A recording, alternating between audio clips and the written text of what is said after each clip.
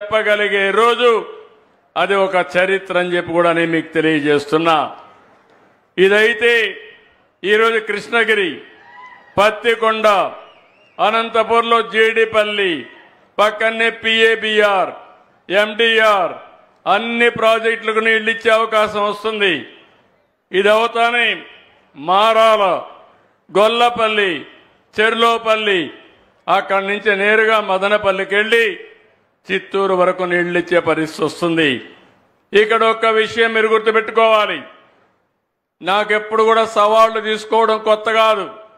ఒక పని అనుకుంటే ఎందుకు కాదో ఒక సవాలుగా తీసుకుని ఆ పని చేసే వరకు నిద్రపోకుండా పనిచేయడం నా లక్షణం అని చెప్పి మరొకసారి తెలియజేస్తున్నా. నీరు అనేది ఇంకొక విషయం గుర్తుపెట్టుకోవాలి మీరందరూ. కియా మోటార్స్ అనంతపూర్లో నుంచి బెంగళూరు పోతా ఉంటే ఒక టౌన్షిప్ మీకు కనపడొస్తుంది. వాళ్ళు వేరే రాష్ట్రాలకు పోతుంటే నేను రమ్మని కోరా. రమ్మంటే వాళ్ళు ఒక మాట అన్నారు. ఎక్కడికి రమ్మంటారు, ఏ ప్రాంతం అని అడిగితే బెంగళూరు ప్రాంతం నుంచి అనంతపూర్కి రండి, ఒక కరువు జిల్లా, మీరు పరిశ్రమ పెట్టమంటే అసలు నీళ్లు లేవు, ఎట్లా పెడతామని అడిగారు. నేను ఒకే మాట చెప్పాను, 8 నెలలు టైం ఇవ్వండి, నీళ్లు తెస్తాను, గొల్లపల్లి రిజర్వాయర్ పూర్తి చేస్తా, పూర్తి చేసిన తర్వాత మీరు పని ప్రారంభించమంటే వాళ్ళు ఒప్పుకున్నారు. 8 నెలల్లో గొల్లపల్లి రిజర్వాయర్ పూర్తి చేసి, కాలువలు పూర్తి చేసి కరువు జిల్లాలో కియా మోటార్ పరిగెత్తించిన ఘనత ఈ తెలుగుదేశం పార్టీదని చెప్పి విజ్ఞప్తి చేస్తున్నా. అది ఒక పట్టుదల. నా ఆలోచన ఒకటే, ఇక్కడ రైతులు బాగుపడాలి, రైతుల పిల్లలు బాగుపడాలి, మీ జీవితాల్లో మార్పు రావాలని మనం ముందుకు పోయే పరిస్థితికి వచ్చాం. ఈరోజు దీనివల్ల మీరు ఒకసారి చూస్తే దగ్గర దగ్గర 4.27 టీఎంసీ 4 నెలలు మనం నీళ్లు తీసుకుపోయే అవకాశం వస్తుంది. దీనివల్ల ఒక్క కర్నూలు జిల్లాలో 77,000 ఎకరాలు, నంద్యాల జిల్లాలో 2,900 ఎకరాలు, అనంతపూర్లో 1,18,000 ఎకరాలు, మొత్తం కలిసి ఫేజ్ 1 కింద 1,98,000 ఎకరాలు ఆయకట్టు వస్తుంది.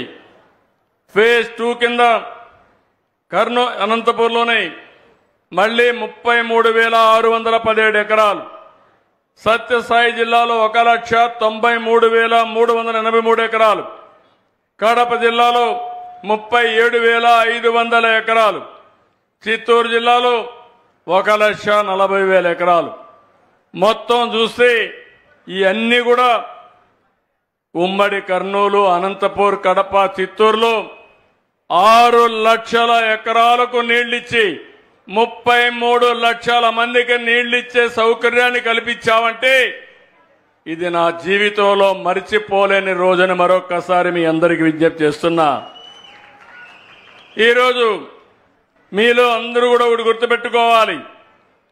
2 నదులు, నందికొట్కూరులో ఉండే అంద్రి, ఇక్కడి నుంచి చిత్తూరులో ఉండే నీవా, ఈ 2 కలపాలని ఆలోచించినప్పుడు ఇది అసాధ్యం, వీళ్ళంతా అమాయకులని హేళన చేసిన రోజులు.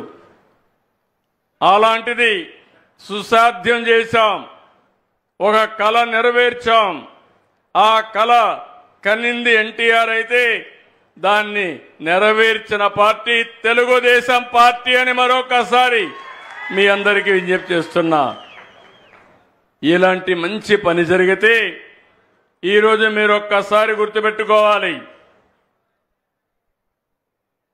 2019లో ఈ రాష్ట్రంలో ఒక పార్టీ వచ్చింది. మీరందరూ కూడా ఆలోచించారు, ఒక్క ఛాన్స్ అన్నాడు, అందరూ ఏమారారు. పర్వాలేదు, సిబిఎన్ బాగానే చేస్తున్నాడు, బాబు గారు బాగానే చేస్తున్నారు, ఒక్కసారి ఇస్తే ఏదో పొడస్తాడనుకుంటే కుమ్మి బాధుడే బాధుడు. అవునా కాదా? నరుకుడే నరుకుడు. అంటే ఎందుకు నేను ఈ మాట వాడుతున్నానంటే రాజకీయాల్లో కొన్ని విలువలు ఉంటాయి. నేను 45 ఏళ్ల నుంచి రాజకీయాల్లో ఉన్నా. నేను ఎప్పుడు ముఖ్యమంత్రి అయినా ఒక ప్రాజెక్ట్ కట్టాలి, ఒక ఇండస్ట్రీ తేవాలి, ఒక రోడ్ వేయాలి, మన పిల్లలకు ఉద్యోగాలు కల్పించాలి, మీ జీవన ప్రమాణాలు పెరగాలని చెప్పి ఆలోచించాను. అదేవిధంగా మీరు ఒకసారి చూస్తే 14-19 5 సంవత్సరాల్లో 12,500 కోట్ల రూపాయలు రాయలసీమ ప్రాజెక్టుకి ఖర్చు పెట్టిన పార్టీ తెలుగుదేశం పార్టీ అని చెప్పి మీకు తెలియజేస్తున్నా. రాయలసీమ గురించి మాట్లాడతారు, కులాలని రెచ్చగొడతారు, మతాలని రెచ్చగొడతారు. నేను అడుగుతున్నా, మీరు 5 ఏళ్లుంటే కనీసం 2,000 కోట్ల రూపాయలు ఖర్చు పెట్టాలని మనస్సు మీకు రాలేదు. ఎవరు రాయలసీమకు మంచి చేశారో మీరు అర్థం చేసుకోవాల్సిన అవసరం ఉంది. మాటలు చెప్పడం చాలా ఈజీ. నేను ఆ రోజు ఈ కాలువలు చూసిన తర్వాత ఈ కాలువలు చాలవని 2018లో కాలువ వెడల్పు చేయాలని 3,850 క్యూసెక్స్ నీళ్లు పోవడానికి కాలువలన్నీ వెడల్పు చేయడానికి టెండర్లు పిలిచాను. కొత్త పార్టీ వచ్చింది, టెండర్లు క్యాన్సిల్ చేశారు, చేసి గొప్పలు చెప్పారు. 2,000 కాదు, 3,800 కాదు, నేను 10,000 క్యూసెక్లు తీసుకెళ్తానని చెప్పి మాట్లాడి తమ్ముళ్ళు 10 పైసలు ఖర్చు పెట్టిన వాళ్ళని ఏమనాలని నేను అడుగుతున్నా. వీళ్ళు ఫేక్ పార్టీ అవునా కాదా మీరే ఆలోచించమని అడుగుతున్నా. హంద్రీ నీవా పైన 1 రూపాయి పెట్టారా తమ్ముళ్ళు అని మిమ్మల్ని అడుగుతున్నా. కడాన మీరు ఒక్కసారి చూస్తే కుప్పంలో ఒక పెద్ద డ్రామా వేశారు. కాలువలో నీళ్లు లేవు, సినిమా సెట్టింగ్లు తయారు చేశారు, షూటింగ్ ప్రారంభమైంది.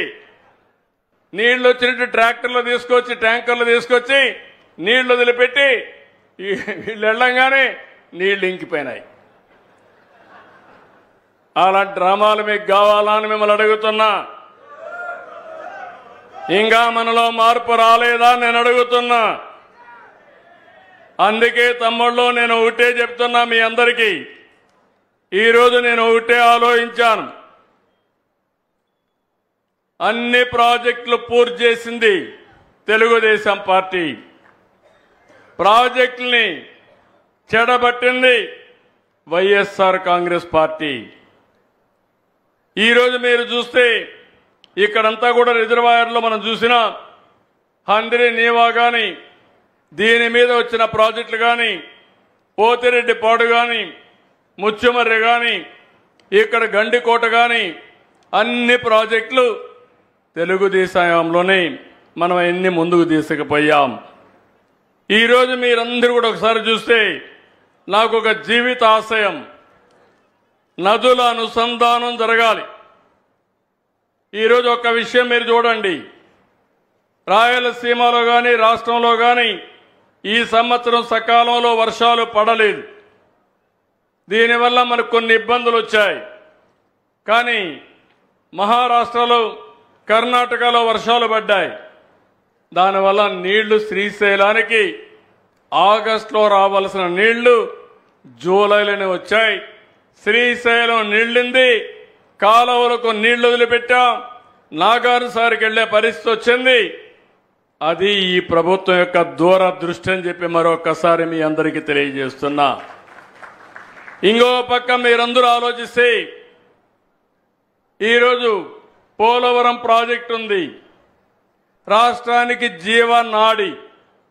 పోలవరం ప్రాజెక్టు పూర్తి చేసి నదుల అనుసంధానం చేసుకోగలిగితే ఈ రాష్ట్రంలో కరువు అనే మాట రాదు.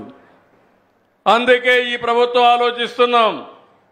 దాంట్లో మొట్టమొదటి విడతగా మీరు చూస్తే పట్టిసీమ లిఫ్ట్ ఇరిగేషన్ పెట్టి నాగార్జునసాగర్ ద్వారా వాడే నీళ్లన్నీ కూడా శ్రీశైలం పొదుపు చేసుకుని కృష్ణా డెల్టాకి నాగార్జున పట్టిసీమ నీళ్లు ఇచ్చాం. ఆ 120 టీఎంసీ నీళ్లు రాయలసీమకి ఇచ్చాం. అదే నాకు ఆనందం. అది చూసినప్పుడు అనిపించింది. పోయిన సంవత్సరం మీరు చూశారు, రాయలసీమలో ఉండే అన్ని జలాశయాలు కళకళలాడుతున్నాయి. ఈసారి వర్షాకాలం కంటే ముందుగా 50% జలాశయాల్లో నీళ్లుండే పరిస్థితి వచ్చింది. దీన్ని చూసినప్పుడు ఆనందం ఏంటంటే, ఈ రాయలసీమ ఇంకా రాబోయే రోజుల్లో రాళ్ల సీమ కాదు, రతనాల సీమగా చేస్తాననే ధైర్యం ఈ ప్రభుత్వానికి వచ్చింది. ఇక్కడ మీరు ఒకసారి చూస్తే, నేను ఎప్పుడూ చూపించేవాడిని, మా వాళ్ళు సరిగా అక్కడెక్కడో పెట్టారు, ఇక్కడ పెట్టమంటే ఎవరికి ఎక్స్ప్లెయిన్ చేయడానికి నాకు తెలియదు. మొత్తం ఒక మ్యాప్ పెట్టమన్నాను, కానీ ఆ పక్కన పెట్టి ఆయన చూసుకుంటున్నాడు. ఇక్కడ ఏంటంటే, నేను మీరు గుర్తుపెట్టుకోవాల్సింది, శ్రీశైలం